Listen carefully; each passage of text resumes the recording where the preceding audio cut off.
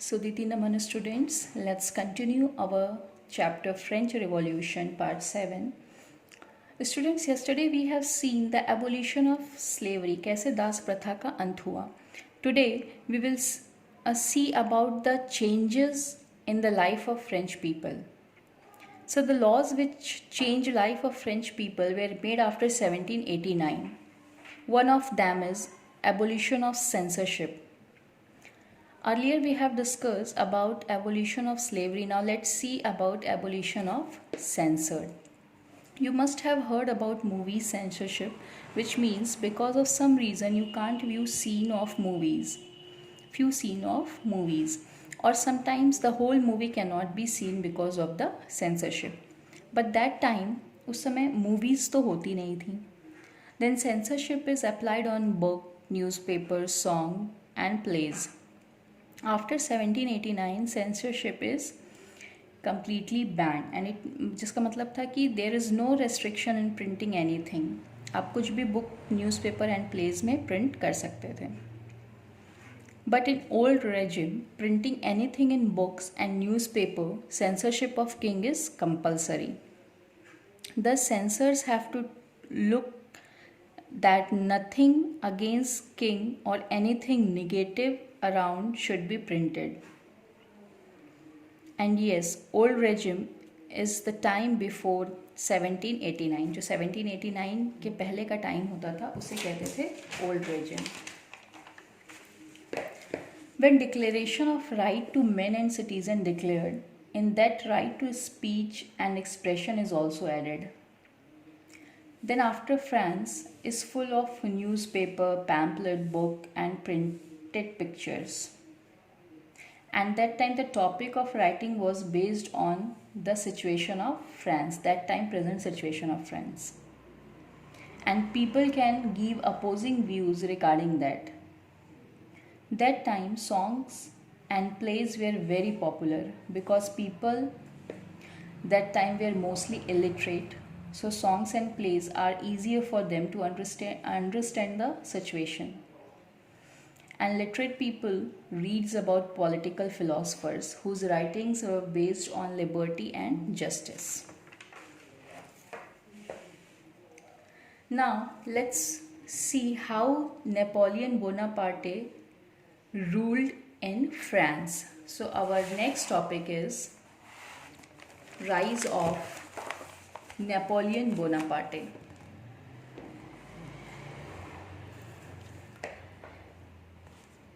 In 1804, Napoleon Bonaparte crowned himself as Emperor of France.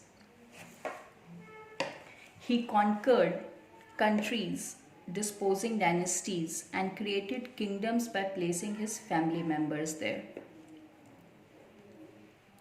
उसने सारे जो किंग्स थे और उनकी जो डायनेस्टीज थी सबको डिस्ट्रॉय करके अपने फैमिली मेंबर्स को वहाँ पे रूलिंग करने की पावर दे दी थी. And he saw his role as moderniser of Europe. He introduced many laws such as protection of private property, uniform system of weight and measure provided by decimal system. So these are the things which was introduced by Napoleon Bonaparte. जैसे कि private property को कैसे protect किया जा सकता है, क्योंकि पहले मेजरिंग और वेट सिस्टम था नहीं, तो डेसिमल सिस्टम के थ्रू कैसे उनको मेजर किया जाए, ये सारी चीज़ें जो थी these where introduced by Napoleon Bonaparte. His army was very strong and many saw him as a liberator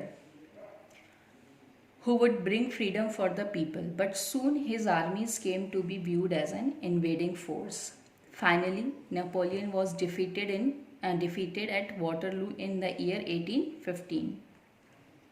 So we have seen that the ideas of democratic rights in present were following